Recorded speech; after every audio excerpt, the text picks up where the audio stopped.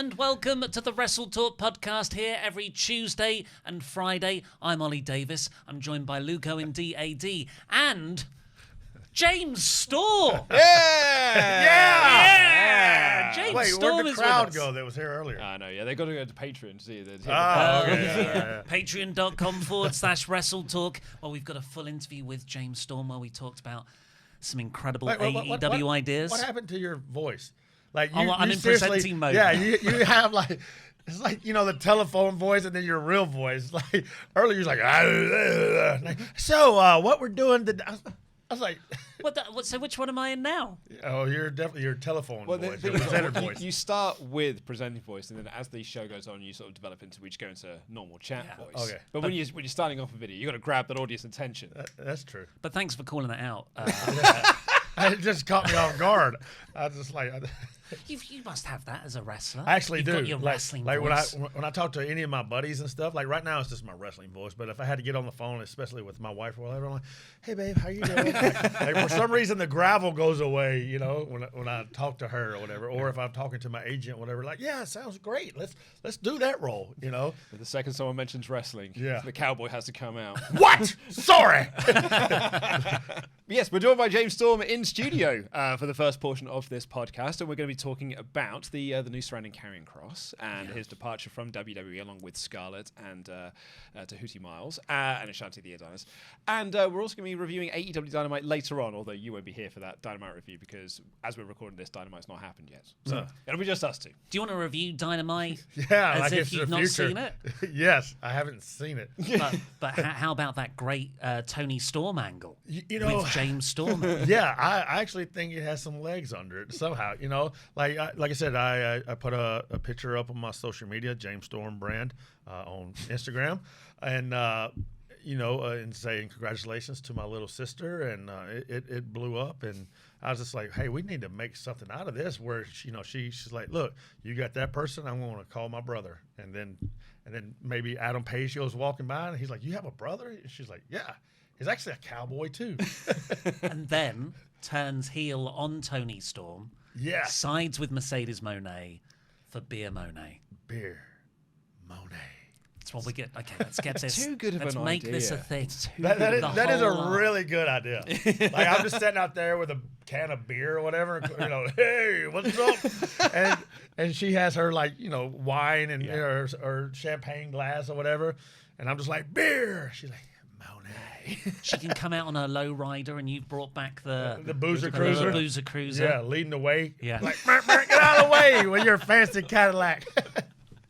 Personal security. It's a great idea. But anyway, Yeah. sorry, Ollie. Well, yeah, please do subscribe wherever you're watching this. YouTube, Apple Podcasts, Spotify, and I've not thought of a joke. We've recorded this after lunch as well, so you had time to think. Usually I just say a stupid place where you can get... MySpace. Haven't done it. If you open up a MySpace page, really exciting deal we've just done. We will be in your top 5 friends. It will be us and Tom. We now come with Tom. You can listen to this podcast over there. So if you want to come with Tom. Oh, wait, yeah. Join MySpace now.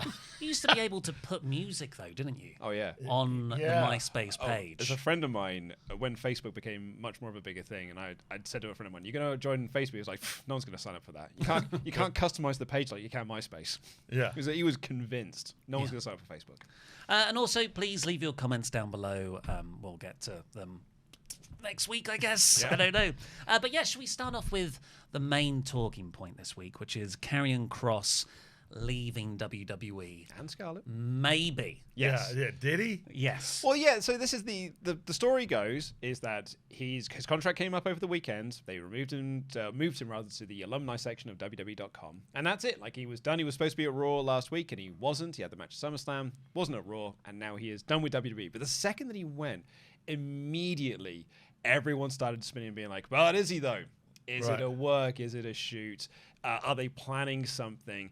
And that's kind of what we wanted to talk about today. And it's got an actual wrestler in the room with us who's got a lot of experience being working in the industry and has been part of a company as well that used to work the boys or try to like work talents and stuff.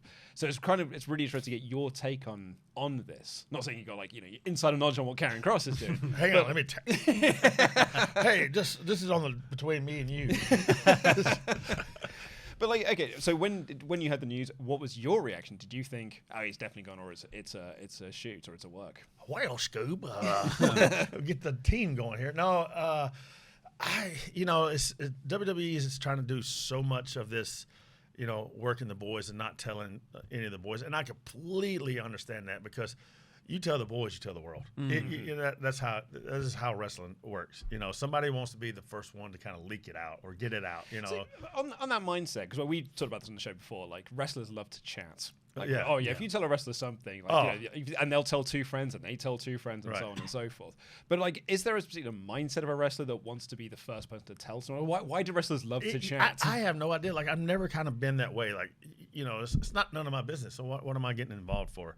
And I always I just hate stuff getting out. Anyways, like we would police it in TNA and try to find out who leaked what or whatever. Okay. And like we'd hold court on them, and it was just something that was just frowned upon, especially in TNA when I was there.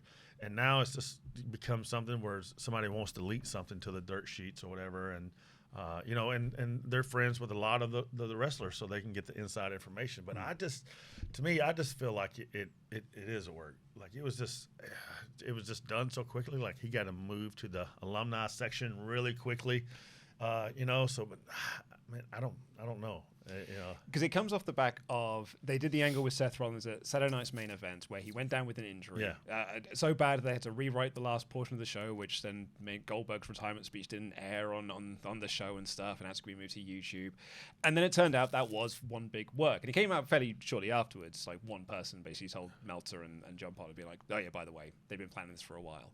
So he then came back at SummerSlam, and that was the ruse of the century. And all the talent backstage were told this is legit. And Mike Johnson, PW Insider, was reporting that actually that's left a bit of a bad taste in talent's mouths that they were worked into making then thinking that their friend was legit. It was legit her. And like LA Knight, who was in the match with Rollins, was not informed either. Right. Oh, really? Well, that's the story. Is I don't know if he was one of the people that knew. Yeah, because I kind of look at it too. Like I haven't talked to Eli about it or anything, but like when you watch the match, you see like he's kind of really concerned for a second so you think he maybe thinks it's real, and it's so weird because if he knew, I don't think his reaction would be as genuine as it was when it happened. Because he looked annoyed as well that something had gone wrong. Yes. And if you blame yourself that something might have gone wrong as well, even though like he was not involved in it because it was Rollins doing the lion salt landing on his feet. Right. But yeah, it stems from that you kind of worked the talent to believing this is real. So now you're doing, or possibly even doing this thing. Like we're talking about this thing like it's a work, but no one knows. Right. But that's the new era of kayfabe that we're in.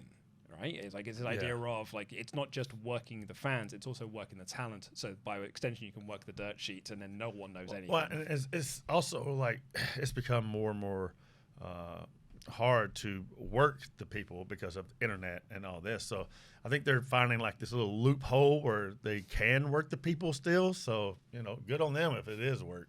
What is your? I hope it's not. Like I like Karrion. Like I hope he goes back and has a great career there. What is your relationship with the dirt sheets and like your thoughts on like Meltzers and Sean Ross Sapps of the world and the reporting on news? I don't follow any of them. Like I've always been one of those guys. Like I don't care. What. I don't care what other people say about whatever. Like I'm doing stuff, whatever. So I never really followed anything. I know when I was coming up in the business, the dirt sheets were actually pieces of paper you got in the mail, and like if you got caught with them, like you're in trouble or whatever.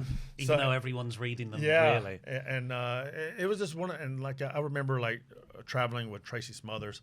And this one guy actually had the dirt sheets, and Tracy grabbed him out of his hand and just threw him out the window. It was like that, he's not going to have it in his car. And so it was just something that was kind of just put in my head when, very young when I was starting out. Yeah, so you've never been one of those people who's like, I'm not asking you, like, did you ever think anything? Yeah, now it's like as soon as somebody gets done with the match, they got to go and check see if Dave Meltzer gave him how many stars he gave him. I'm just like, what?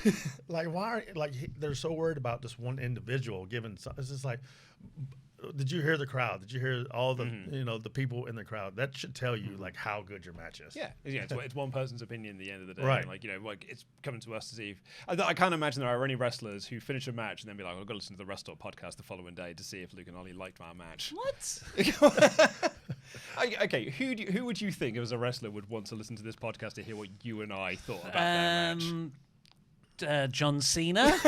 Yeah, John, 100%. Yeah, he's pretty subscribed. sure. Listening right now. Yeah, he's listening right now. Where it's like, what do they think of my SummerSlam match, which I thought was great. By It the was way. actually excellent. It was excellent. That was great. So in the work column for the Karrion Kross stuff, you've got the sort of past behavior of WWE this year, so the Seth news.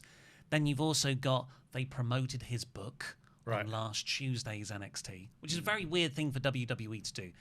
And then you've got Paul Heyman in an interview last Thursday where he really put over Karrion Kross, said he could be a new Stone Cold level figure, which is, a bit much, but he was going out there and putting him over. But then at the same time, Ashante the Adonis did get let go that same day. Mm-hmm. And they don't usually do a worked release with a real release. But it might have just been coincidental timing that their contracts were both up on the same day. Like it might have just been like it's like with the R-Truth and Carlito thing. They came to their release. Their contracts came to the end on the same day. But that was real. That was real, and then Truth came back. But like no one's looking to Carlito and be like, is this one to work as well? I think it might just be coincidental in that sense. So there is a precedent you set with the R-Truth thing, right? Because he did get let go, and then there was a storm online, and that brought him back. James Storm. Yes. And they brought him back as a result of that reaction. Yeah. So now have they seen that and thought, well, we could harness that crowd sentiment and use it to get a guy Over. even more over? Yeah. So like trying to, because maybe they were expecting the We Want Cross chants in the same way there were We Want Truth chants on Raw and SmackDown following his contract coming up. That I don't think really happened though. Like I don't think I didn't really hear them on Raw. No, there wasn't any. Yeah, when I heard the Truth news, I just like, that's not real, Like 'cause I think I was doing the Chris Van Vliet show, and we both heard it, and it was just like, yeah, like what, like There's a lifer there. yeah, it's just like, no, there's no way that's possible. Yeah. You would have worked with him back in the TNA days. Yeah, me and him were actually tag team partners against Jerry Lynn and Frank Wachek, who was a tight end for the Titans. And I just remember Frank just beating the crap out of him. And he gave me a pile driver, too. But I worked with Frank for, I don't know, 2 or 3 months to get him ready for this match. And he never once did the pile driver until that night. Like, I made him just pile drive like a mop. I was like, here, if you don't break this mop, I might let you pile drive me. Like, how about, can Jerry power drive me? Like, I trust Jerry Lynn a lot. Yeah. If someone's going to give me a pile driver, Yeah. Jerry Lynn is the person I would go to because he's Jerry Lawler, Jerry Lynn. Yeah, the guys who've done it 1,000 times and have never hurt anyone. That's the person I'm looking at. Yeah. But so Mike Johnson, I mentioned earlier, he had this report that it's the working of talent for the Seth thing. I've got the quote here: has left a very unhealthy flavor in the mouths of a lot of people who work behind the scenes for the company, as well as talents who are in-ring performers. And we were kind of talking about this a little bit upstairs. This idea of working the boys, is it a good idea? And you were like, I mean, it's all the work. Yeah, So yeah. so do you think it's? I wasn't expecting talent to be that upset about the Seth thing because I thought, well, they'll see that's the bigger picture of like, well, we kept this a secret so no one found out. Right. But the reaction, according to Mike at least, is no. Some people are upset that they have been worked. Right. When you are of the opinion of like, but it's all the work. Yeah, everything in wrestling is work. Like, work is just another term for lying. It's like, hey, we're just going to lie to you about everything that happens. It's television, like that's, like so many times when I go on movie sets, they don't give the name of the movie. They give like a working title because they don't want people to find out exactly what the name of the movie is or whatever. It's really weird, but that's how wrestling is too. It's like they're doing these angles. They don't need the rest of the locker room to know what's happening in this angle. Like, just pay attention to your angle. Yeah. There's a lot of, I guess, if you follow it to its logical conclusion, that if you keep working the locker room, then would it ever create an atmosphere where someone gets injured in a match, Right. and then the other person is like, well, is this a real injury? I'm sure they'll treat it professionally anyway. But then if that happens too many times, I guess it erodes the trust, doesn't it? But there's probably a balance between both sides of working the locker room and having to do certain things to protect storylines from getting leaked. Right. I think the new era of kayfabe, like we've talked about this a lot on the show, this new era of kayfabe. I think it's what WWE Unreal is, which is that we're kind of doing things to create some TV shows off the back of this. But what we don't want is people releasing that information out early. Right. So we are just going to tell a select few people. You know, the John Cena heel turns, like 5 people knew, one of which was Travis Scott. And then with the with the Seth injury, like only 5 people knew, and like, you know, one of them's Becky, and then I think they were like, and then my kid figured it out. So like, you know, there's a small number of people to know. His like, kid like comes downstairs and sees him like on the treadmill. Dad, you're supposed to be injured. Ow! I am, son. Yeah, sorry, I'm just going to get into SummerSlam shape, but oh yeah. So maybe that is where we're sort of moving to. And if talent aren't involved in those conversations, is that what they're getting upset about? Is they're not being trusted enough to be involved in these things? I don't know. How would you smoke them out? But you said you'd try and find out where the leaks were. Oh, in the old like days. they talk. Like Yeah. I mean, you can find them quick because if they're going to tell, you know, a dirt sheet writer, they're going to tell one of the boys sooner or later, and then that was me who leaked it. right. and then Yeah.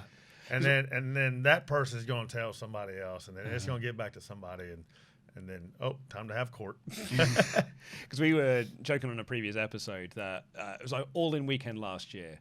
I had a bunch of people just tell me, like a lot of wrestlers, tell me things. Yeah. Tell me things like this is what's going on Oh, backstage. you can just ask one question and shut up, and then the wrestlers will spill their entire life and somebody else's that they've heard like over the years to you. It's just like, wait, that's way too much information. But I was there, like they were telling me this thing, and I was like, well, this is really interesting. But on the back of my mind, I was like, is this a test? Are they trying to like work out? Because if they tell me something and then I say that on a podcast, they'll be like, I knew it was that person. Well, and that's sometimes in TNA, you know, there'd be a group that was policing the boys as well. They would just tell somebody something, and they would only tell that person and give it a week or so to see if it got around or whatever. Yeah. And if it didn't, they'll go to somebody else and tell them that. And then as soon as it started getting around, you know, whatever they told, they're like, well, we only told one person this. It's Colleen Rooney. Yeah, it's the Wagatha Christie Wagatha Christie, case, isn't it? So it was a footballer's wife here in the UK, and she was having a lot of her personal information leaked to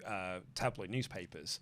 So she then started to systematically work out which of her friends it was that was leaking from her personal Instagram account by like sort of like just removing people until she found out it was one person. And then she wrote this huge like Twitter post to be like, and it was. I can't remember who it was in the end now. Who was it? Oh, it was Jamie Vardy's wife, Rebecca Vardy. Rebecca Vardy, and it was like, and it was Rebecca Vardy. And it became this huge court case and everything here in the UK. Oh, wow. Yeah. So it's not like wrestlers' court. Like it was like actual court. was anything that you were ever, like a big storyline? Did anything get ruined because someone leaked something about your stuff? No, not really. I don't think I really had any big storylines. So. I I didn't have to worry about my stuff getting leaked. Yeah. No, that was something like I actually didn't even know I was winning the world title until probably like an hour before. Yeah. Really? Yeah. They're like, hey, we're going to put the belt on you. I was like, you talking on me? I was like, wait, what who are you talking to? Because as a fan, we all expected that Bobby was going to win the title Bound for Glory. Yeah. And then it was like 2 days later, she taped Impact like a couple of days later. And then you won the title. Because we're like, when we heard the news at the pay-per-view, I was just like, oh, man, like, and then I sat in the back, like in the crowd, but back so no one could see me, and I was watching it. I was just like it felt so bad for Bobby because he was told this whole time that they were going to put it on and whatever. And then, you know, the opportunity came when they can take that story and like try to make a bigger story out of me and him, you know, finally splitting up and stuff or whatever. So, I mean, it worked out good, but, you know, but I just remember watching him lose going, dang it. Like, I was really hoping he was going to win. They worked me. Well, that's it. I like that, and I would say the Lesnar-Goldberg 2016 match as well, like when it was over so quickly. I, as a fan, was furious. I was like, this is stupid. Like Bobby Roode losing to Kurt Angle. Yeah. I was like, why can't we get someone new? Right. And then when you win the title a couple of days later, I'm like, I was worked. But I quite enjoy that. It's like when the magician, like, you think that's the trick or the reveal of the magician, and then the magician goes, but actually there's this larger reveal. I made you look over here when you really should have been looking here. And that's like what we want as wrestling fans is to believe stuff is real. I suppose it's trying to. You said earlier it's the line, right? It's trying to find the fine line of this. And we're recording this on a Wednesday, which is 2 days after the news of Naomi not being medically cleared to compete on Raw, and all of a sudden, like the rumor mill is now just like about people are speculating left, right, and center of like what's going on. Right. So the point now, I was like looking at the comments, I was like, well, this one could be a work as well. Right. That's the line, right? It's like if you know because they did the Seth one, now all of a sudden no one trusts anything that they're saying on TV, and that's not really being worked because if Naomi is injured, they're not working you; she's just hurt. Right. Yeah, and I think they're accomplishing what they really want, and that's just people talking. Yeah, and that's what it is. You know, now you have all this online buzz and stuff about is this, and it's. So and it so you're still getting worked. I mean, at the end of the day, yeah. But I guess the whole point of being a wrestling fan is to be worked. Yeah. And that's the fun thing. Like, it's the surprise. The surprise elimination chamber when Cena turns heel. And like I said, I think what it is with the boys is they just get mad because they think they should be in on it when it's not. It's not their angle. It's not, they should just concentrate on their own story and making it the best they can instead of just worrying about somebody else. Like, let that part of the story play out. Yeah. Like I said, when I'm on a movie set, I'm not worried, what Brad Pitt's going to be doing in a scene that I'm not in. That's none of my business. Yeah. You just got to focus on what you're doing. Yeah. Unless, I die, then I'm like, wait, is he dying too? Then I will have something to say. Do you think that's because acting movie roles, that is clearly not you, whereas wrestling personas, they are more linked to the performer? But the problem is, I think with the wrestling, the whole wrestling persona is like people start believing that's them, which is good because you got to believe in your own shit. If you don't believe that you are that person, then no one else is really going to believe it either. But then you can't really tell like real life from wrestling life. Like you become this person. And there was a time like in TNA, like I was wild. Like I'm surprised I'm sitting here talking to you guys, because I just thought that I was this giant character on TV instead of, and my wife is the one that really saved me when we got together.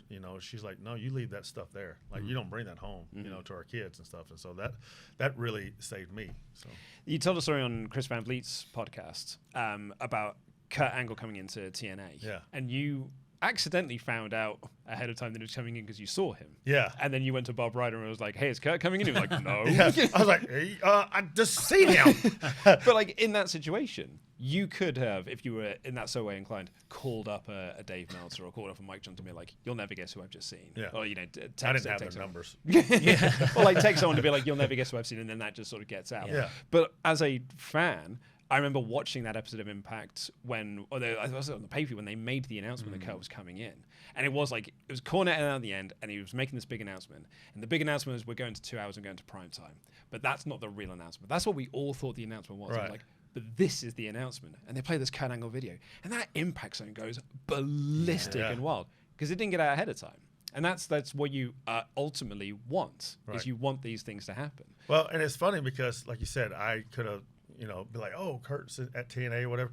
But when I was talking to Bob, he was like, no, he's not coming. I said, Bob, I just saw him like right down the stairs there. Like you can't tell me, like but when I left there, I don't know. It wasn't in me to be like, oh, I gotta be sure. I gotta tell somebody. I gotta get this out. Did you not tell any of the other wrestlers then, or like there's a worry of one of them might say something? No, I really think. I think the only person that I talked to with was Chris Harris, and I know he's not going to say anything to anyone.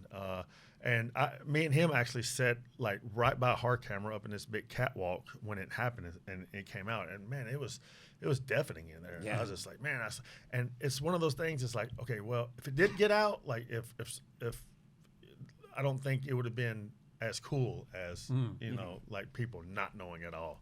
That's also, I suppose, that's a pre-social media age as well. Like, it wasn't as much of it. Like, there was no like Twitter, and there was Facebook, but like Twitter wasn't what I think that's it when is. MySpace was around. Yeah, exactly. Yeah, people weren't going there and posting. Again, subscribe on MySpace. They weren't going to MySpace to post. But now in the sort of social media age, like if you saw that, and that's the thing is, so many people want to be the first one to post on social media to like, oh, look at what I broke. Look how many likes I get. It's just like, come on.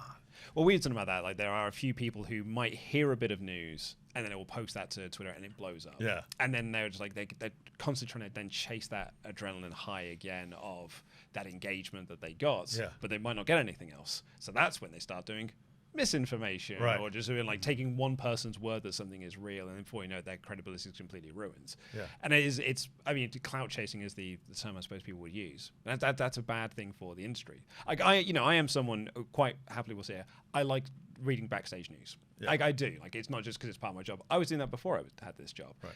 But I also love watching it as a fan. Right. And actually, I don't find things get ruined for me as a fan, even though I still know backstage stuff. Like I cried when Hangman Page won the title from Jon Moxley because I was so invested. I know, right? It's. I'm sorry, man. It's embarrassing. I'm sorry you got to deal with this. Because I was so emotionally invested in that story. He's tearing up now. Just thinking about it, it was just such a lovely. God. He hung that man in front of like 50,000 people, and he tapped out. But I was emotionally invested in that, even though I had going in, I figured that Hangman Page was going to win. It still connected with me. So I think you can have a bit of a separate, or know both church and state, but I'll separate the two. I know what you mean. But that wasn't leaked out that Hangman was going to win. No, we just went in there figuring. I should have leaked that out. I actually heard the finish when I was backstage. I went. When you were visiting your little sister. Yeah, when me and my sister was having tea. So you worked with Karrion before. Yeah. To bring things back to Karrion. Yeah. And you said he's very good at the sort of shoot style. Oh, he's MMA incredible. style. Yeah. And like the shoot style and all this stuff. And like when I worked with him, like he still wanted to do this strong style and stuff, which, that's what a lot of people who go to Japan, they always want to do is a strong style. And I just remember talking to him saying, like when he goes to WWE, like he really should like concentrate on character work. And we did some stuff where and it was great. And then we fought all over the building. We got to like this little bar area they had sitting back there. And I was just like, wait, why are we fighting? There's a bar right here. Let's drink. And we acted like we were like chugging beer. And then we like punch each other and let's go about in the match or whatever.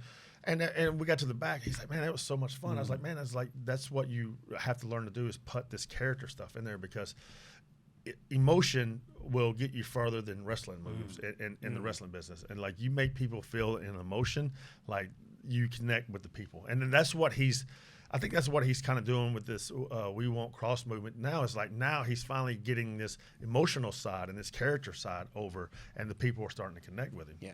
Well, no one's really talking about his in-ring work because he's not been booked in matches. Wait, why isn't anybody talking about Scarlett? Yeah, well, yeah. She's an important part of the a act. huge part of the act. But she always seemed like when she was in TNA and it was the Killer Kross act, like she felt like as big a draw as Kross. Like they were equally important. But WWE just made her more of a valet who just hangs around him. Yeah. I don't think it helped that when they were at the Final Testaments, they also had Paul Ellering there. Yeah. So it's like we don't need two valets. Right. And because Karrion wasn't wrestling either, it's like, well, now this group has three valets and a tag team. So yeah, I don't know why. Like she doesn't feel like she's as big a part of this story. Like there's no like We Want Scarlet. Right. It's a We Want Kross movement, and she just sort of comes as part of the package. Right. Which feels like a shame. Well, I think it's because, like you said, he's tapped into that emotional connection with the audience and him. Yeah. He's the one cutting the promos. But if it isn't a work and his contract has just expired, like he could go back into that shoot style wrestling stuff and like maybe work in Japan. Well, he's already doing Bloodsport I was going to say stuff. Bloodsport. I think from all accounts he had a great time doing GCW. Yeah. So you can always go back into that.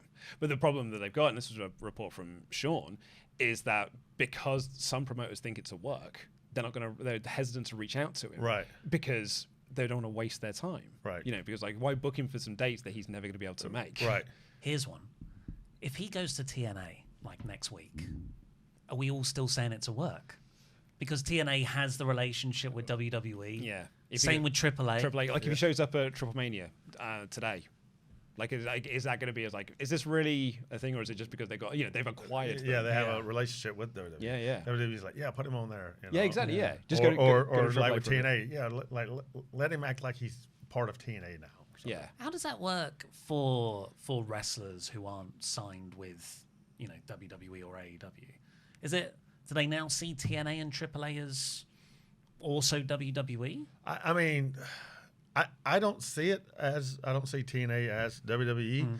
Like, I still see it as its own separate thing or whatever. I just, I think it's really great for TNA to have this working relationship. Like, no matter what people say, like when at WrestleMania, Joe worked Randy Orton, and Randy Orton beat him. They're like, well, you had your champion get beat at WrestleMania. So yeah, it's interesting. Like, you had your against one of the greatest of all time. Like, there's no shame in that game at all. So Ollie and I were some of those dissenting voices. So I wanted to can you tell us why we're wrong in the sense of because we were the world champion being in 3 minutes. Okay, I think if I had a world champion, I don't think I'd have him. How much 3 chatter minutes. came out of that? Yeah, but I saw that charity he lost in 3 minutes. To who? It's a Randy Orton. Yeah, Bam. Okay. He's the world champion. It's not like he got beat by Eugene. Nothing against Eugene, but he's the world champion. If it was not the world champion, I don't think I would have as. If Joe wasn't. How many times has Randy Orton been a world champion? A lot. 14 or so. Right, something like that. And WWE has never had another company's belt on their WrestleMania. Yeah. To me, that was just a huge moment. Like even when Kurt and all these guys were with TNA, they didn't even want to talk about TNA. Like if you mentioned TNA in the WWE locker room, you were in trouble. Now that they're even putting him out there, it was just a huge moment. Yeah, it is a huge moment that I absolutely. And it put so many eyes on TNA too, because they announced him as TNA World Heavyweight Champion. Yeah. But I feel the spots he had in the Rumble and when Jordan Grace was in the Rumble as Knockouts champion, I felt that was because they had something to do in there and they got some shots in. Right. I don't know why it was just it was the world champion losing in 3 minutes. I know it's to Randy Orton, I know it's at WrestleMania, but there was part of me you know what? He don't get paid by the hour. Well, okay, that is Randy. I could have walked in the ropes and fell into the RKO. I don't care. Boom. Okay, thank you. All right, that's the best argument I've been given so far. Yeah. So what's the good thing? You don't get paid by the hour. Him going out there doing that job done, get to the back. Like anytime they would tell me, "Oh, you got 35 minutes," I'm like, "Oh no, they're making me earn this paycheck." What happened to the 5-minute television match? I want that one. There's it's WrestleMania. There's maybe if it was Monday Night Raw or something like that, I could kind of see oh man, you could have done something a little bit more. But WrestleMania. Randy Orton, the way even the whole match, it was just, I don't know, it was good. I mean, I popped for it huge when he came out because I was convinced it was going to be Rusev. Yeah. So when it was Joe Hendry, and I've met Joe quite a number of times, I really like him as a person.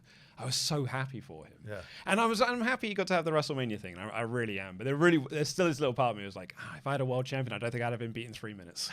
I think I would push to protect him a little more than that. And you know what? They'd have been okay, you're not on the card. Yeah, they bring Rusev back. Yeah, they wouldn't book my world champion having the problem. Right. I'm wait, who is? Who's this guy? So TNA and WWE have this multi-year partnership. I guess one ugly Gilbert. I should have done a Gilbert gimmick. We missed the chance to do a Gilbert thing. Well, you did Austin. I should have done Gilbert. Yeah, we did a whole storyline over the pandemic where Luke was lukewarm Luke Owen. That was an Austin parody. And it was what was your catchphrase? Yes, please. Yes, please. Rather than hell yeah. Give me a yes, please. That was too nice. So the TNA WWE partnership is, they say, multi-year. Yeah. Where do you see that going, or where do you predict it going? I have no clue, to tell you the truth. I don't know. Hopefully it helps TNA get a huge television deal and helps bring them back to where they were before. I think that's what, the guy who's currently the president, he's that's our main aim right now. Yeah. Get that huge TV and that's deal. what it's all about. I think before it's just I don't want to say they were happy, but it was hard to, it's right now, even now, it's kind of hard to find TNA on the thing. And people still want that alternative. Like there's so many TNA fans still out there. Anytime I walk down the street, they're like, "Oh man, like TNA," you know. And it's just one of those things. Like hopefully, you know, they can find like, you know, another Spike TV or something like that that can get them way more viewerships, because that's where the money comes from. Like all this television rights and deals and the streaming and stuff, that's where the money is, not the pay-per-views and stuff like that, you know. And with WWE sort of moving off TV, in a sense, going to Netflix, it actually opens up a huge, like a load of places that TNA could go to. And if you've got those connections in the relationship with WWE, it does benefit them in that way. Yeah, I mean, you know, if WWE goes back for them, like, look, this is one of our working partners, and this is what they bring, just as good as quality as our NXT shows and stuff. Like, you know, you should put them on this network or whatever. And it's because there was a lot of TNA fans who were really angry coming out of Slammiversary because Santana didn't win the title and Trick Williams, who's a WWE guy, retained, and JC Jane won the title. But I came out of that show being like, well, that's because we're heading to Bound for Glory. Right. Like we're heading to Bound for Glory, where those titles will then come back to TNA. Right. So that's the end goal here. The end goal, I think, is to try and put TNA over in the end. Right. You would think so, and that's the whole. Like, that's what so many people don't get to understand. Like, you had to give a story time to develop. Like like so many people are used to, you know, the booking of week to week or whatever. You know, like, oh, this story has to end now. You know, or this story started, next week it has to end. Like, this is like a longevity goal that they're planning. You know, like they already know what they kind of want to do in the future. Like WWE is not a really week to week. They're like, this is our WrestleMania for next year. Like, as soon as this WrestleMania is over, this is our WrestleMania for next year. Let's plan how we get there, you know. And I think that's what's helping TNA is they finally have a structure of like, this is where we're going here. Yeah. Because TNA didn't always have that, you might say. Oh, yeah. Sometimes they change things quite abruptly. Yeah, without you even knowing. You're like, wait, I was in this match. Why didn't you tell me the finish? What do you think makes TNA TNA? Because it's still TNA now. It's been running for 20 plus years. It's so funny because, you know, they like people like complain so long about TNA, about the letters TNA or whatever. Like, oh, we got to get rid of it. Let's do Impact. But then for some reason, it always kept finding itself back to TNA. It was stuck around. Yeah, because no one wants to chant Impact. You know, like that's dumb. I know. You know, like they would chant TNA. You know, it's just, I don't know. And I think it's good that, you know, that's what WWE refers it to is TNA wrestling. But is there like a DNA in the promotion? Because they've gone through so many different regimes and the rosters it just shows you the guys that work there, like, you know, the Eddie Edwards that has been there so long, and like Eric Young and like those guys who are there. Man, they have a Kaz now as well. Yeah, and Kaz as well. It's like they have that don't die attitude. You know, like they're gonna do whatever they can to help that company. They're not phoning anything in. Like these guys go out there and they bust their butts to try to put on the best match of the night, and they come back to the back and they look at the next guy going, okay, now you have to top that, you know. So now the other guy has to go out there, you know. So they I mean, it's good to have those guys in there because they kind of hold everybody else accountable for stuff. Do you think that WWE will buy them? I don't know if they have enough money to. You know, like I hope not, but like my gut tells me like in the long run they may try to buy it, but like without Vince in there, maybe they won't, because you know how Vince, he just wants to gobble up every promotion, and maybe this is different. It's like you know this WWE's like, we don't need to buy TNA because we have a working relationship with them, and now we can just do whatever we kind of want to do with their talent. Yeah. You know. Just thinking about the Gilbert thing, is like what the gimmick we could have done is I'm a lesser version of Gilbert. So like Gilbert's a lesser version of Goldberg. I'm a lesser version of Gilbert. You mean Pillberg? Like Dilberg. Dilberg. Come out with pickles. Like the evolution of man. Exactly. But it's like it just becomes Goldberg by the end of it. Yeah. Well, we'll workshop it. Yeah, we'll come up with good. it. Yeah. Well, thank you very much for joining us here today. Yeah. Yeah, plug your social media and stuff again. Oh, yeah. See, you guys throw me on the spot. Do it. James Storm Brand. Yeah, Instagram is James Storm Brand. Twitter is James Storm Brand. TikTok is James Storm Brand. Facebook, Don't have it. And head on over to patreon.com/WrestleTalk because we have got a big, long shoot interview chat with Mr. James Storm where we talk about your time in WCW, we talk about time in TNA, you're still in NXT as well, and some pretty wild stories. Yeah, and some information you'll never hear anywhere else. Yes, it's true. Well, yeah. there is actually one. There is one story. Yeah, there is one story that I've never heard. I don't think anyone. You can't say just one story if you're trying to get people to go listen to. There's lots of stories. Yeah, patreon.com/WrestleTalk and head on over there now because we've got the chat with James Storm and it's live right now. And now I guess we're reviewing AEW Dynamite, which, what did you think again? It's a great show. You know, see Magic Trick me disappear. Wasn't that nice? Where did he go?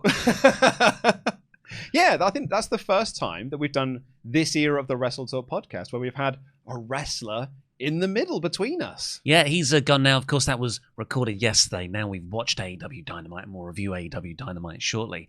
But yeah, we also we also went out with James Storm. Did have a few had a drinks with him few afterwards. beers afterwards. Yeah. He lives the gimmick. Well, you say that he had some cocktails first. Yeah, well, no, he had a beer with us. Then we moved to another bar, and it was happy hour. So he just got 2 cocktails in the same time it would take me to drink 1 drink. What would you do if you had $1 million? I'll tell you what I'd do. 2 cocktails at the same time. That's what James Storm did. But I also appreciate, if you're ever wondering, what's James Storm's drink of choice while he's in the UK? Neck oil. A man after my own heart. Yes. And then margaritas. Frozen margaritas. Yeah, it was really nice. It was quite, a bit weird going out for a drink with James Storm afterwards. But, Well, I think we all got on well. We did. Oh, yeah, we had a nice... What I mean, it was weird in the sense of that... It's James Storm. It's James Storm, and I'm Beer money James Storm. I will always feel weird hanging out with wrestlers. Like I remember, I've been out for a drink with Michael Oku and Amira after we did something here, and it felt like normal, but also I did feel like you're a big star, like you're a celebrity. And I'm just this weird hanger-on that has come out for a drink with you. Because we don't really do interviews. We've had Oku on, and we've had Nina, and we've had some of the Bullet. Well, MJF was an interview, I would say. Yeah. And so was James. And then I think we've had Dalton Castle and Matt Taven. Yeah, which I wasn't here for. And that's it. In our 7-8 years, we've done 4 interviews. 2 of those were at the same time. Yeah. So we've done 3 different interviews, with 1 you weren't there for. That's correct. So we've just done 2 interviews ever. And what we also mean by that as well, because I've done interviews with some WWE talent at Money in the Bank a couple of years ago, but I don't include that, like the media days, the junket type things, the media days when they came up to me and said, okay, we're going to get Bailey next and you've got 90 seconds. And I was like, no, I haven't. I'm not doing just 90 seconds. I want at least 3 minutes. And they were like, well, you big balled them. Absolutely, I did, because I'm not going to interview Bailey for 90 seconds. What is the point of that? And that's why we said to James Storm, we need you for a whole day. Because we just want to hang out. Because what's the point otherwise? It was a really fun bit there, but honestly, the Patreon episode we recorded was so funny. We asked him everything. Oh, and also thank you for disagreeing with him on the Joe Hendry thing. You went quiet, didn't you? So you go quiet over there. Well, I didn't want him to feel ganged up on. It was. Yeah. Well, I think he made some really good points. And I think that everyone who has defended the Joe Hendry thing at WrestleMania has made a very good point. I don't disagree with those arguments that, like, it's TNA's being talked about more. I just fundamentally disagree with having your world champion pinned in 3 minutes, even if it is by Randy Orton. I don't even think WWE would do that with their NXT champion. Well, they don't. They have NXT win and beat against all the TNA guys. I more meant that, like, if Obafemi, NXT champion, was the surprise opponent for Randy Orton's not beating him in 3 minutes. No. You know what I mean? Like, but the moment. Well, he would have got the rub from being in the ring with Randy Orton. Or, like, who's another...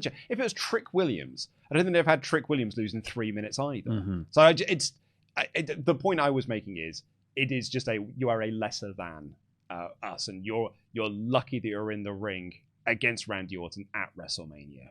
Speaking of podcast interviews, though, You want to give an update on Karrion Kross? Because we'd recorded all that before his own Ariel Helwani interview. Yeah, so we recorded this on Wednesday, and then after that had happened, Kross was on Ariel Helwani's show, and he gave a bit of an update of his own of this. And it was basically there to be like, here is what happened. He got offered the contract on the Tuesday before his contract expired. He had some questions about that contract, and then WWE rescinded it 24 hours because, not because he asked questions, but the way he tells it is, I asked him questions about how come my salary is this number, and then the offer was rescinded. Scarlett wasn't offered a new contract. It was only Karrion Kross. And he says that the quote that he was given to them was, "We will deal with her after we've dealt with you." I think that it's a bit weird just because, someone is then dependent on their real life partner in a sort of employment situation. But at the same time, you probably do need to deal with Karrion first, so you know whether you are re-signing his valet. I don't think that's uncommon. So, like, in case he didn't re-sign, but Scarlett did. Yeah. And you're like, well, we've now got her, and we actually don't need her. Yeah, it's like obviously they would keep Paul Heyman, but if it was Paul Heyman and Ryback, and that was the big thing, and Ryback's like, I'm not re-signing. They're like, well, we'll get rid of Paul as well. Maybe it's a good example would be Paul Ellering. Yes. Like they offered Paul Ellering and AOP a contract at the same time, but they don't really want to keep Paul Ellering. They're just interested in keeping AOP. Bad example as well because they've released them twice. And also, Karrion and Scarlett were also AOP's managers, which is true. The other thing he said in there is the shoot promo that he did after WrestleMania was signed off, and it was a producer that told him to go out there and make it too real.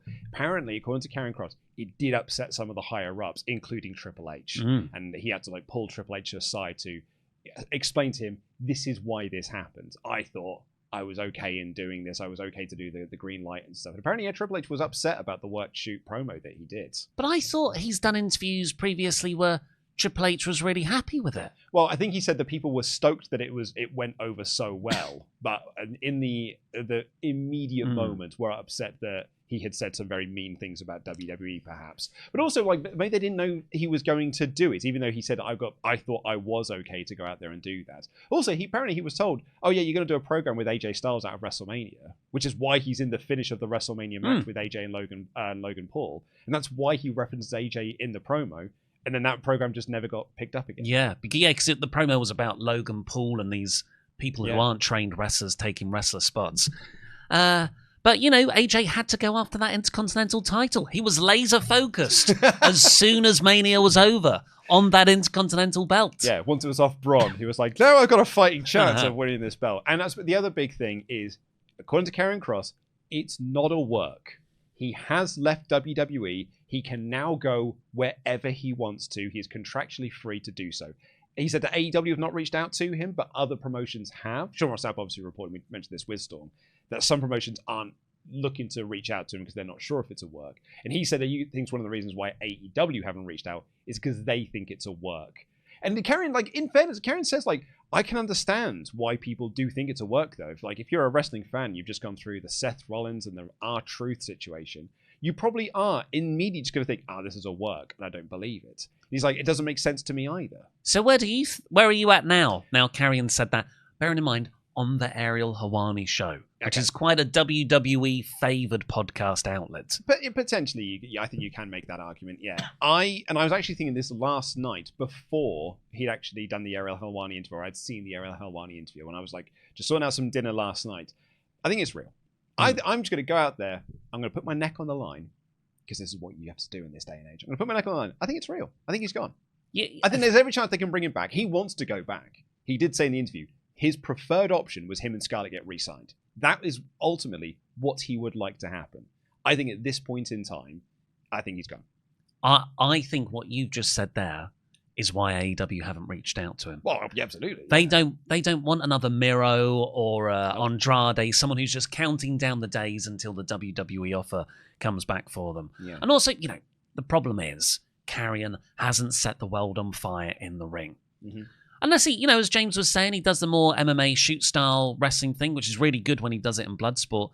But that's not really AEW's style. Although, they have a smorgasbord of styles. They do, but you've got to have some guys that can go against him that can do that. Well, they do have loads, I'd say. Moxley could do it. Oh, yeah, Moxley, I suppose, You've got the whole, technical division. Yeah. Lee Moriarty, Nigel McGuinness.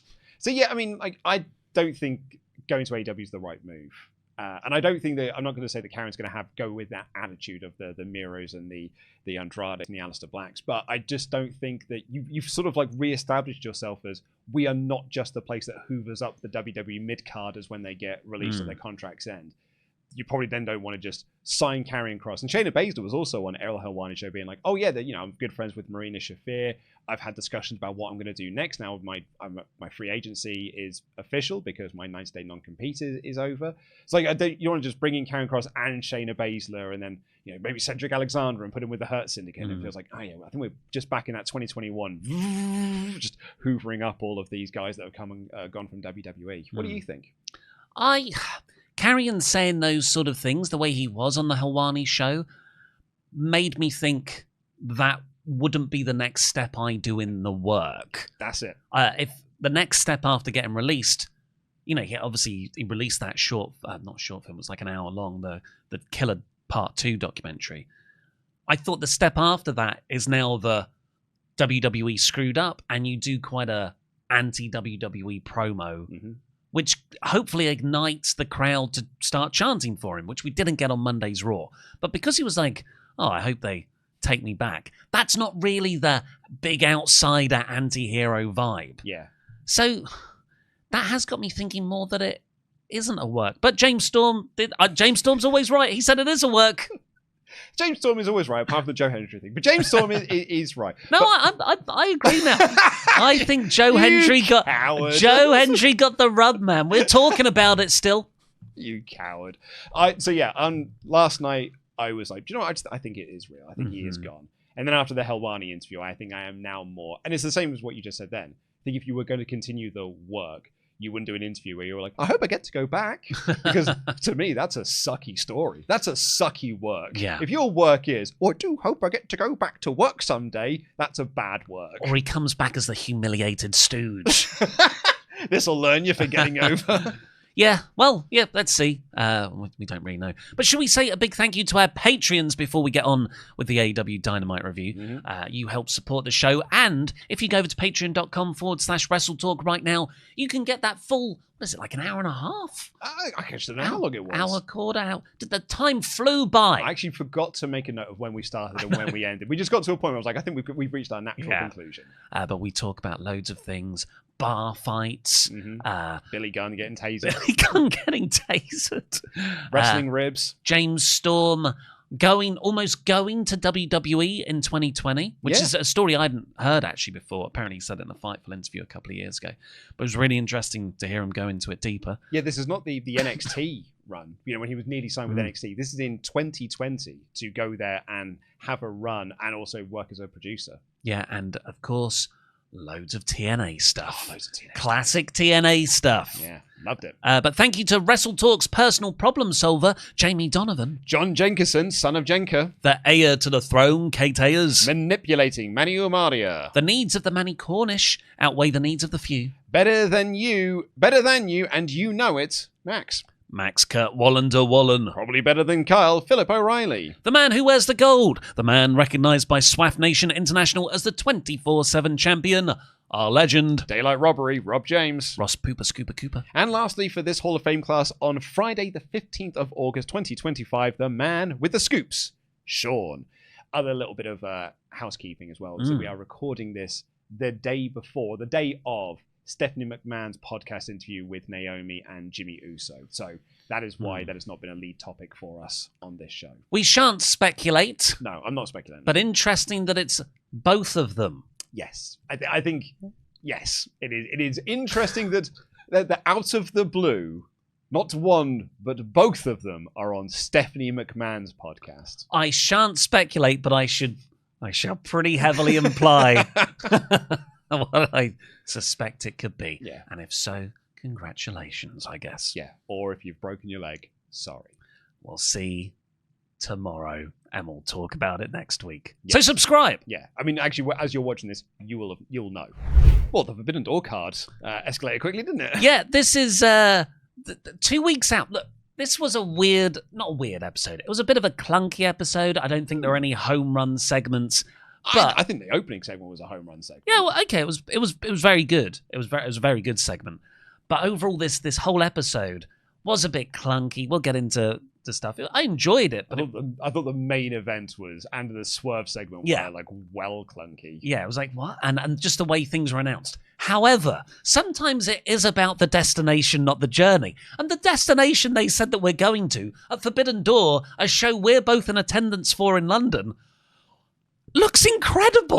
We were talking about this yesterday. Me, producer Rich, and editor Kieran. We were talking about this yesterday, and I was like, I'm actually quite excited for it. We ran down the card as it was yesterday, where it's like, I'm probably going to get Zach versus Nigel McGuinness, and it's Athena versus Tony Storm, and it's Mercedes Moné in a 4-way with Alex Windsor.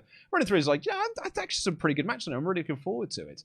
And then after last night's episode, I'm like, well, now there's like 5 other matches that have been announced that I'm really excited for, with some ridiculous participants and stipulations.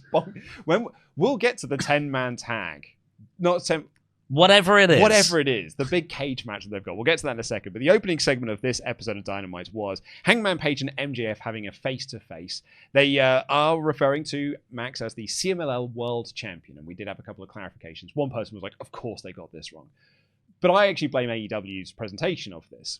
So the story is that Max did a promo after he won that belt saying, I'm not going to call this like I'm the world champion.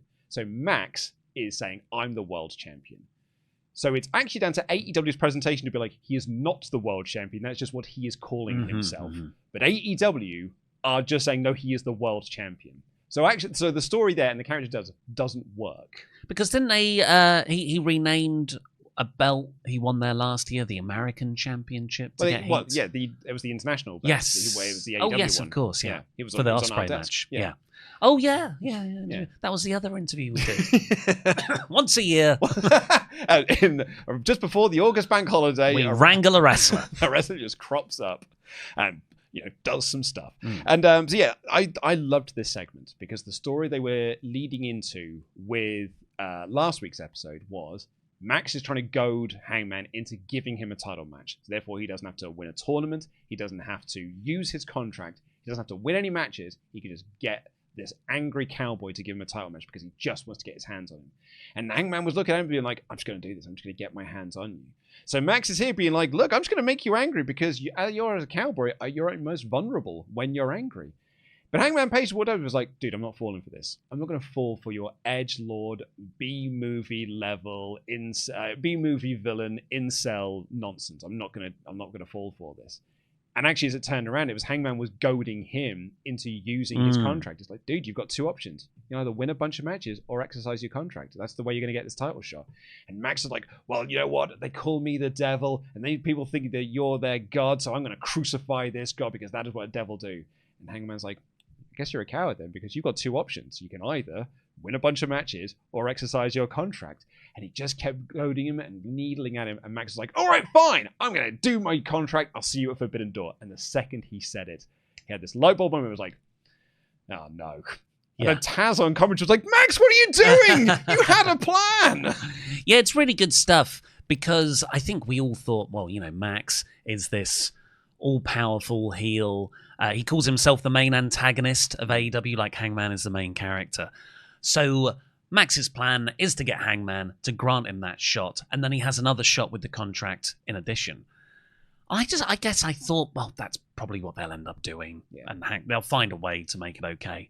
This is so much better than what I thought, because it makes Hangman look like a smart, genuinely great champion. He called out Max for, no, I'm smarter than you, I can see what you're doing. Yeah, maybe before I would have got clouded by emotion, but now I'm the responsible man around here.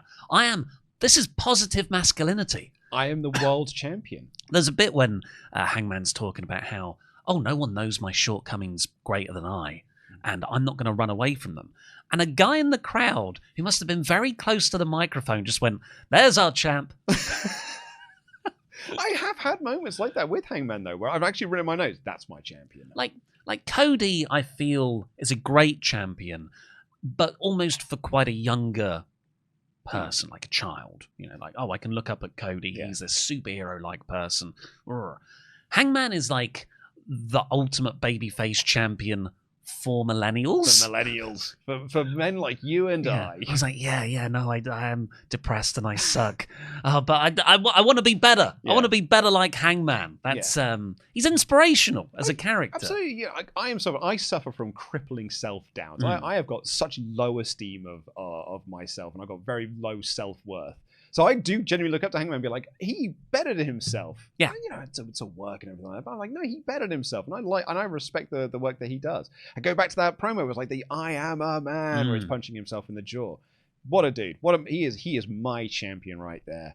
The former champion, Jon Moxley, told Darby that what you think is going to happen at Forbidden Door is not going to happen. And then he beat Kevin Knight with an inverted choke. I thought it was a good match. It wasn't as good as the Speedball match last week. Nowhere near as good. No. But I mean, it could have been. It just wasn't given that sort of showcase. And then the heels beat down Jet Speed afterwards. Darby appeared on the stage with a body bag, and he went to go put Willie Utah in the body bag. Claudio Castagnoli made his return, and he stopped that from happening. And then Will Ospreay made his return to stop Claudio Castagnoli. And then he grabbed, because they were going to Pillmanize Darby's neck, and he grabs the microphone and he says, "Lloyd, I'm going to snap your necks, you little pricks." Yeah. So, Forbidden Door, here's what I suggest. You go find some mates. I've got some mates of my own, and we'll have a lights-out cage match at Forbidden Door. Yeah, I just assumed he misspoke.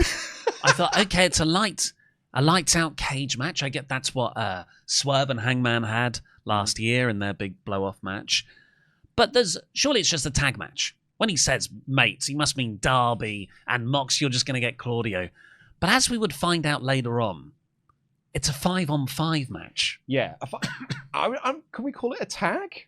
Because are they going to stand on the apron? Are they going to do legal tags in and out of this lights out match? I just think it's just going to be 10 lads battering each other. And one of those lads, let's just go through the lineup now, is Hiroshi Tanahashi. Yeah, that's the first one that's revealed. Like how Ospreay's on the phone backstage talking to Renee. Oh, by the way, just spoke to Tanahashi, my old boss. He's going to be in there. I'm like, he can't move. It's not Naito levels of can't move. Like he can go. It's just maybe this is a way to have Tanahashi, because this will be his last ever match in the UK. And he is one of 10 guys in a lights out cage match. Well, let's just go through the rest of the... Because that prompted Moxley, who found out about Tanahashi, was like, Tanahashi, and he looked a bit scared. So he walked into this... Not a locker room, it was just like an area. It was labeled the extras locker room, yeah. That's why there were just like local guys that you get on My GM mode working out in there. Yeah, Stone McFace was there. And Flint McStones. And you can see through the door, it's those people. Okay, where's this going? And then the other door opens, and he's talking to the Young Bucks. A great bit of staging reveal. Yeah. And then later on, it's the announcement, just in a match graphic. Tony Schiavone's in the ring, and he's going through the card.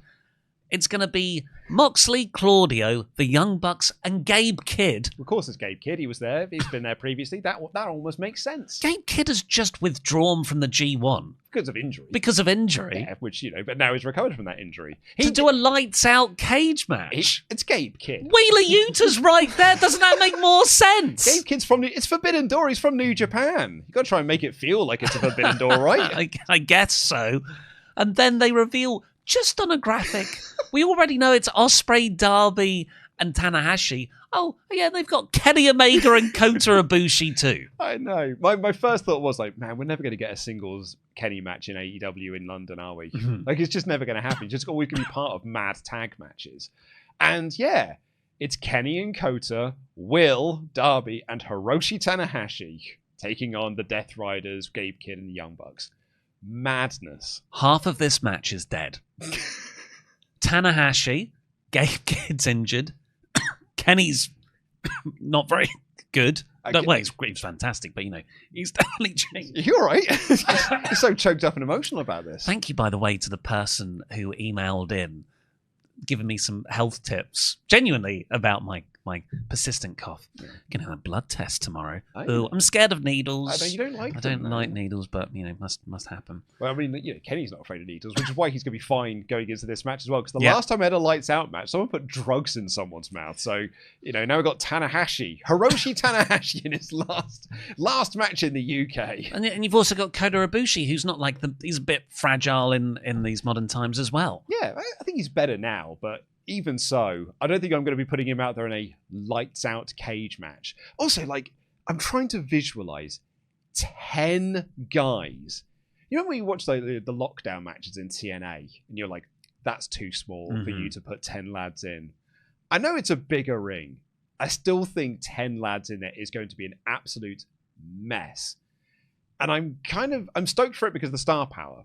I'm stoked for it because it's a lights out cage match. I am concerned that there are 10 guys in a cage match. I'm concerned that half of those guys don't feel as mobile as they once were. And yet I'm stoked for the fact that this feels like it's going to be a TNA clusterfuck. And I'm really going to enjoy the fact that it's 10 guys in a cage match. We haven't had Blood and Guts yet this year. Do you think next week on the Go Home show, it's going to be Blood and Guts? No. I think logistically that's a really complicated idea because you've got to ship all that stuff over from the United States to the UK. They only shipped 2 TV screens. Yeah. They're going to ship across another ring. But yeah, I just don't get how this works. I think it'll be a lot of brawling around the cage, in which case don't make it a cage match. I'm sure it'll be really fun, but it's overbooked for me on paper. Hugely so. And also, the way the reveals were done, the end of the show was just a trios match. Yeah, weird. A bit of a throwaway trios match. And then Hangman getting attacked by MJF in a car park. Must be near NXT. They weren't in Florida, were they? I don't get why these reveals weren't the final angle of the show. Me too. Yeah, Kenny comes out. Yeah. Kota comes out. Part of the problem we've had with Forbidden Door this year round is because they've done it later in the year, it's clashed with the G1. And that has meant that a lot of the guys that maybe they would have had featured on the show can't be featured on the show because they're quite busy doing the G1. So it really just feels like now 2 weeks out, we're like, uh-oh, better announce some stuff. So it feels like we're just like rushing through. We'll get to the Cope and Christian stuff later on. But yet they're just back together now and they're having a match at Forbidden Door. It's like, it feels like they looked at the calendar, like, oh, it's 2 weeks. We've just got to do it. We can't keep waiting on these people to come across. We just need to just start doing stuff now. Maybe we shouldn't have ridden Copeland out with injury for half of the time he's in the company. He has to do that. That's the Copeland way. Is you come back, you do a couple of matches, get taken out, and go home for a bit. That's the part-time contract. I think this might be my match of the night, although the men's 8-man was also fantastic. But Mercedes Moné teamed with Tekla and Sky Blue to take on Alex Windsor, Queen Aminata, and Willow Nightingale. Off the bat, Moné joining the little Triangle of Madness prayer circle was very fun. She's got good comedic instincts. Yeah. Which, she had a bit of that as the boss, but it was more of a bullying thing for her character. This year, she's really shown a new side of her as champion. Absolutely, yeah. Toni Storm was in the crowd, and then Athena was on the other side of the crowd. Again, one of those locations they were in that looks like the second series of Games Master. It's just like on the oil rig. I quite like the way that some of these places look. I thought this match was fantastic, and particularly in the final stretch. I really, really enjoyed it. Oh, I disagree. I thought this was more of a match with stuff around it rather than a great match. I think it shows how great the AEW women's division is right now because, like Mercedes Moné, Willow, the whole Triangle of Madness thing, and you've got Tony and Athena up there as well. It feels really stacked, and everyone's got a championship belt. But the actual match, I thought was not just there. It was a decent match, but I just thought it was a fine match. It was a party match. I don't think it ever reached the party match fun that we've had in previous weeks. I think the 8-man tag that we get in a little bit has a bit more of that party match magic. But I thought this had enough party match stuff in there. I really enjoyed this. I thought this was a great match. Windsor tapped out Sky Blue with a sharpshooter in the end, and then Storm and Athena were brawling in the crowd. And then a lot of the women just disappear. They Thanos away. And the brawl carries on to the ring. Monet then starts brawling with Alex Windsor because they're facing at Forbidden Door. And Athena and Storm brawl out to the ring. And eventually the good guys stand tall. And a tag match is made for next week. In Glasgow. Yeah. So that'll be really good. That's when we got the announcement that Hiroshi Tanahashi will be on his team for Forbidden Door. And also will want a face-to-face with Moxley next week in Glasgow. There was a great moment when Renee says, well, you've come back from what you said was quite a severe-sounding neck injury. How are you doing? And Will just went, fine. It was a great performance. And also in the opening angle when he saved Darby, he's occasionally just holding his arm, really getting over that nerve damage that can come from a neck injury. I think they'll put over next week. He's actually not ready to return, Yes. but he can't help himself because it's London and he wants to perform in London. And now he's stepping into a lights out cage match against the Death Riders and Gabe Kidd and the Young Bucks. Maybe this is not a smart choice for you, Mr. Ospreay. Yeah, this is a problem of your own choosing. Yeah, and the people you have picked are Hiroshi Tanahashi, Kota Ibushi, and Kenny Omega. Diverticulitis Kenny Omega. Think of the selling he'll do in a cage match. No knees, Hiroshi Tanahashi. Then we got Darby's probably the fittest person in there. He's just come back from Everest. I think just in cumulative functional body parts, you've got Darby and then one other person. Then we had Cope versus Stoke. Stoke was dragged out by security for this match. A good fun comedy match. Stoke tried to do a spear and he bounced off of Copeland and the crowd chanted one more time. So that was good. He went for it another time. I really enjoyed it when the crowd broke into a fight forever chant. It's really good. The crowd really elevated this. Yeah. Because Copeland then started asking members of the crowd, what do you make of Stokely here? What do you think of his chances? And one guy, clearly Plants, was just like, he doesn't get any hoes. And then he went up to a woman and was like, well, he said, are any hoes here tonight? And some women went, woohoo! It's like, well, I guess we've got a couple then. Walked up to a woman and was like, hey, you're a woman. Does Stokely have a chance with you? And she was like, no, what sort of question is that? Hey. I don't love Copeland as a babyface. We've said this before. I thought the crowd were having so much fun. It was like the crowd, this is the star of the match. That's, let them do their stuff.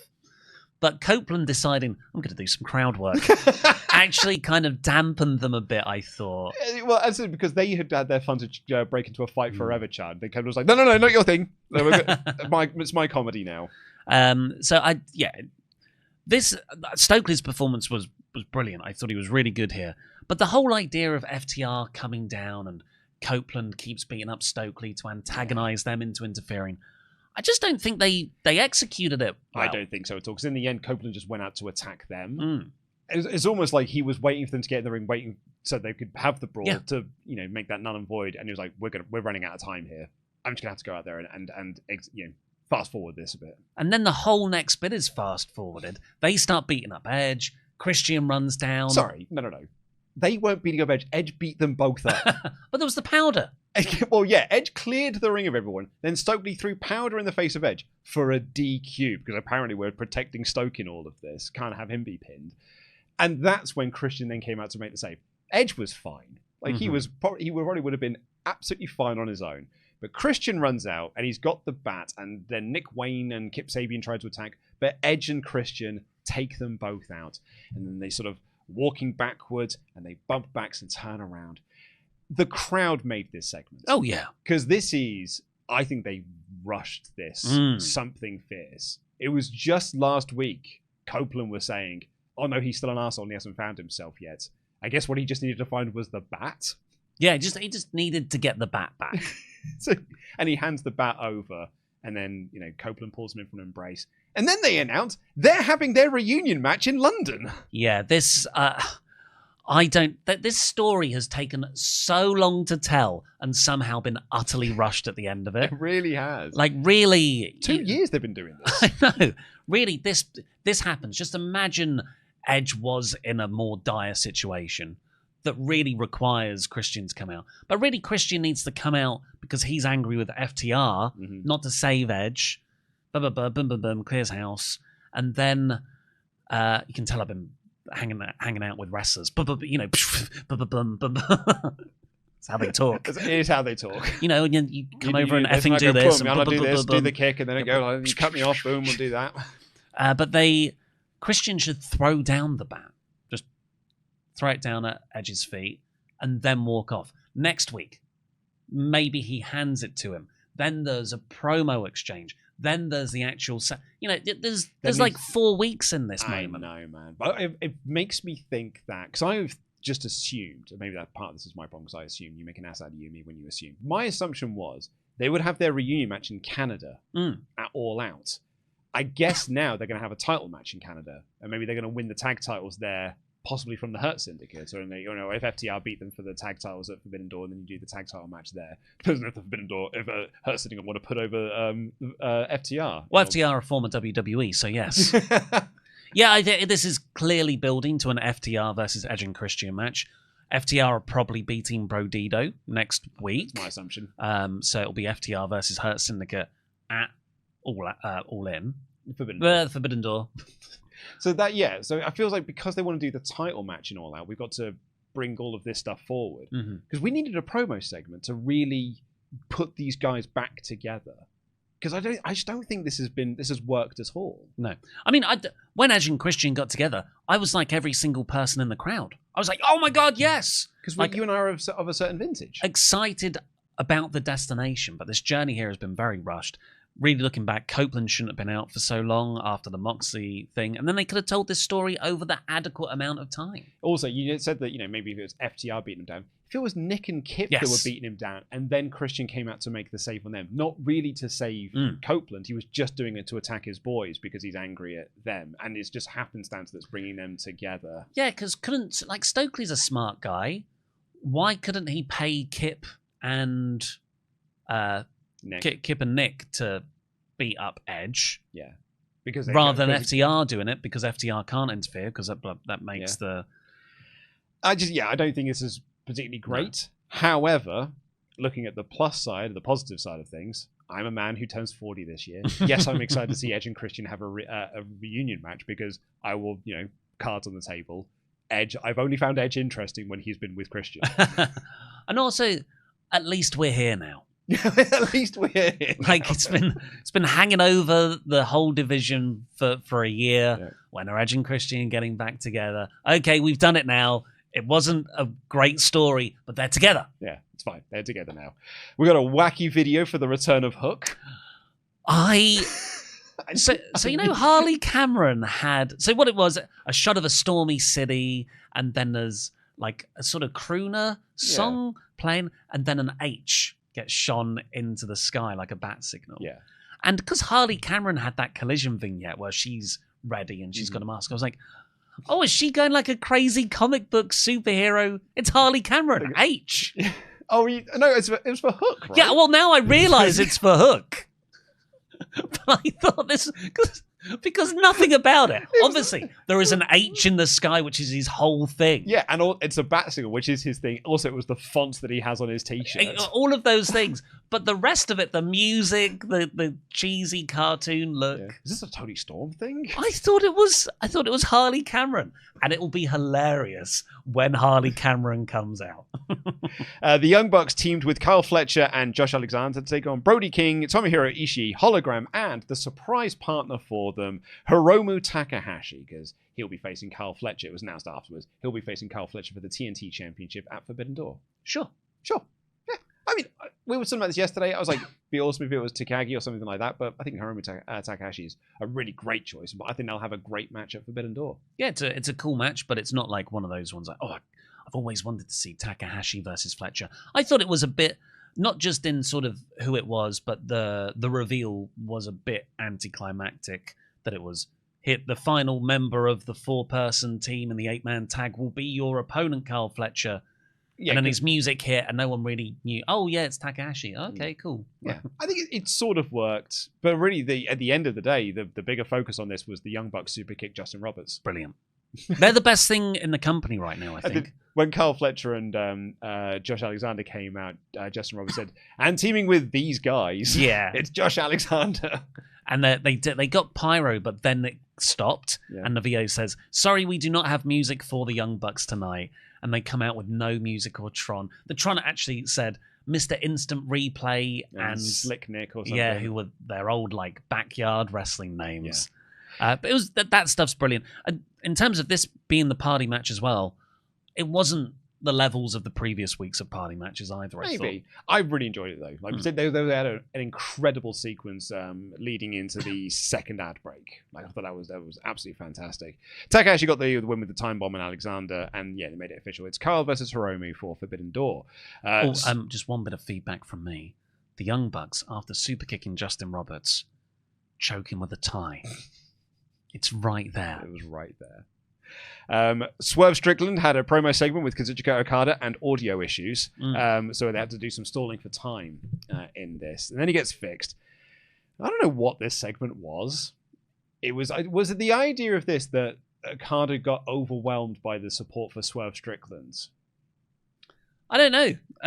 So Swerve came out for an interview on the stage, same look as they did last week, which was cool. It makes it feel different from the rest of the company, and he said that he has been checking in with the medics recently, something about a knee injury. Yeah. So I guess that's going to be the story of the actual match. Well, he's pregnant.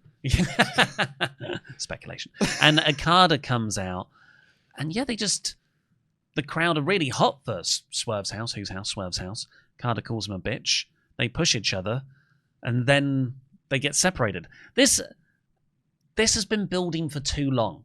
There's been... So when was All In? Like 5 weeks ago? Something like that. Yeah, so this is less than now. This should be like a 3-4 week build. Yeah. And this feels slightly overdone with not enough angles to keep the story going. Well, you want to get to a level 4 rivalry, but you don't want to, you're trying to extend this out to the pay-per-view, not just blow off in a steel cage match on TV. Well, they've had because All In was July 7th, wasn't it? No, it wasn't that early, was it? Wasn't that early in the month? Wasn't it mid-July? All In 2025. It was on the 12th of July. Okay. So it's a month, so 5-6 weeks of build when we get the actual match. I feel like that's what the lights out cage match needs. And Edge and Christian need. Well, this doesn't need that. Edge and Christian had 2 years. Yeah. And then the lights out match will have had a week by the time it's all said and done. And then we got all the announcements of the people joining the teams and the announcements of the matches where they said Cope and Christian will be taking on Nick and Kip at Forbidden Door. And then our main event was the Ops taking on LFI. I've written 3 words: the Ops win. Yeah. Well, I've actually written, where's Hook?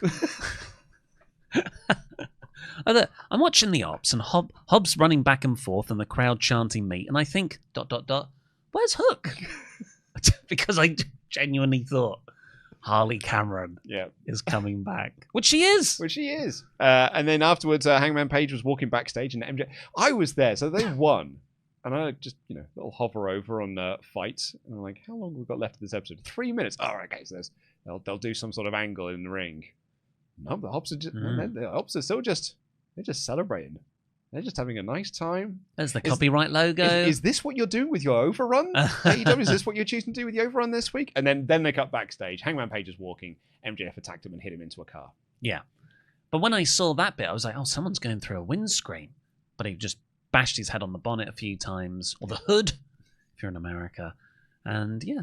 Well, we're definitely in serious Max mode. Yes. Which is, I love how he tells these stories. He starts off as, just being snide and edgelordy, trying to get under people's skin, and then he becomes like, nope, I'm serious, Max, now. I am the devil. I'm going to beat you for the title. Yeah.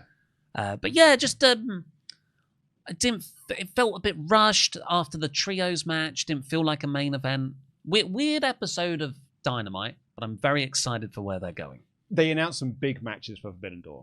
That's the big takeaway from this episode. And I personally enjoyed the 8-man tag and the women's trios match. The main event I thought was something of nothing. But yeah, fun overall, I guess. Do you want some comments from last week? I would love some. So, of course, we discussed John Cena's heel turn. And this seems to be the overall sentiment, the majority sentiment, really. Dark Predator 79 says, his heel turn is one of the greatest of all time. His heel run is one of the worst of all time. I'd completely agree with that. But I'm glad we're now getting a Logan Paul match. It's what we want for the retirement year. It's when John Cena announced he was having one last year, I was like, man, I hope we get 3 weeks of a Logan Paul feud. Yeah, and a tag match with Logan Paul. Oh, that's exactly what I wanted out of this John Cena retirement year, and a match with Brock Lesnar. I'm looking at these dates, and I'm like, he's going to have scant dates available after the two matches that few people actually want him to do.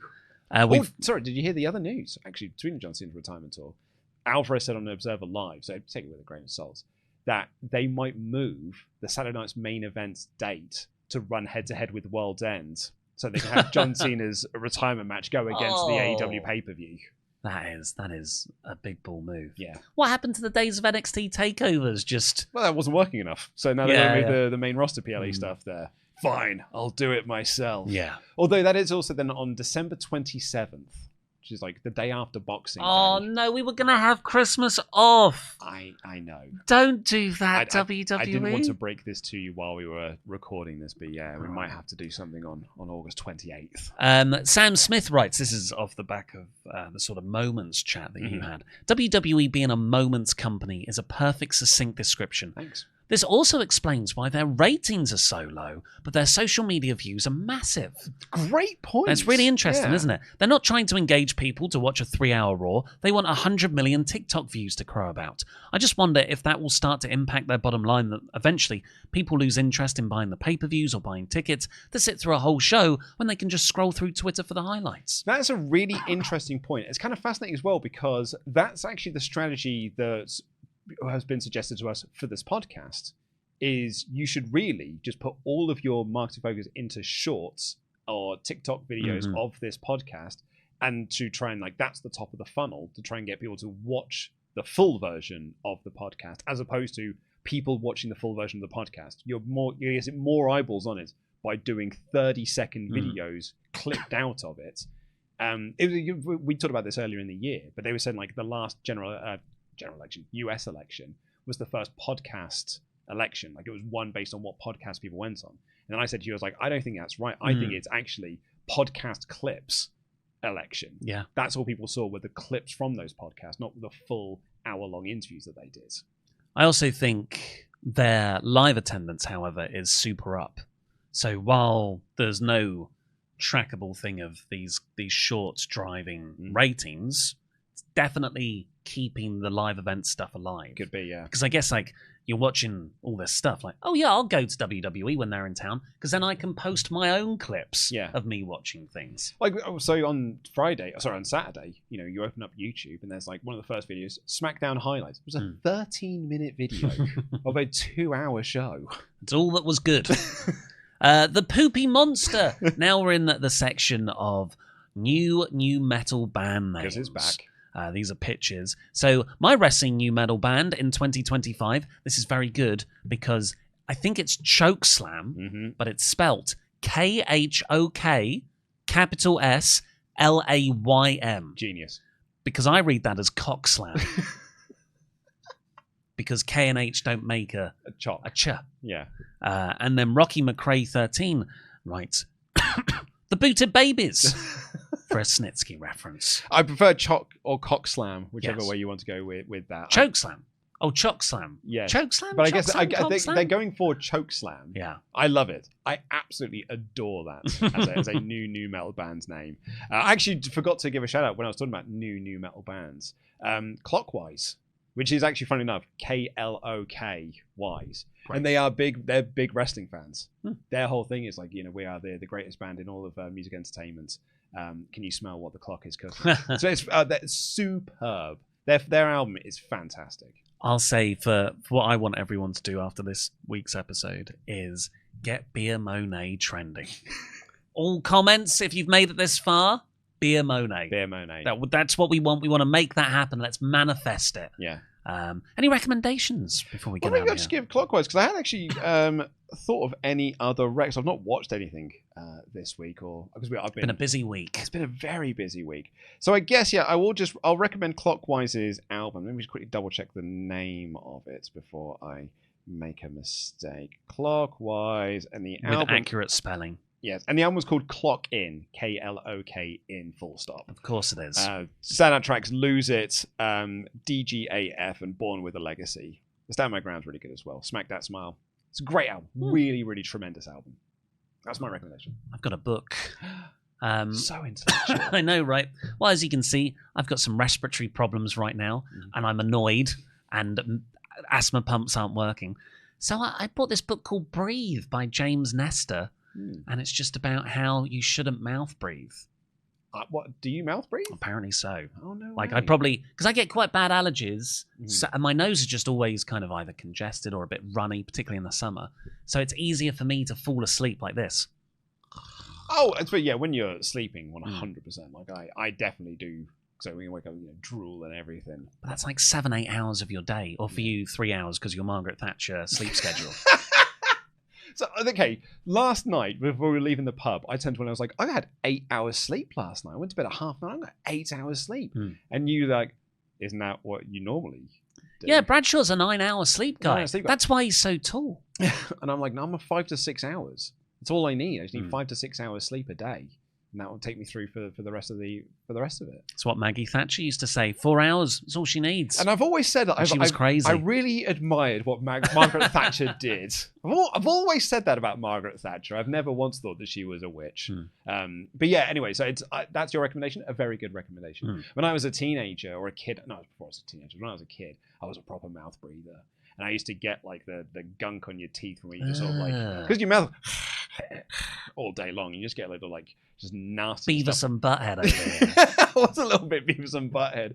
And so I then had to sort of teach myself to not be a mouth breather and kind of breathe through my nose so that I can keep my teeth a bit cleaner. It's tricky. Well, the main thing apparently that nose breathing does that the mouth doesn't do is it filters. Of course, you've got nose hair. Germs are less likely to get in, whereas your mouth is like, come in here, germs. I'm wide and cavernous. What you always say about your mouth, come in here. It heats up the air. Doesn't it? Yeah, so when it hits your lungs are like, oh, this is a nice temperature. Whereas the air going through your mouth, brrr.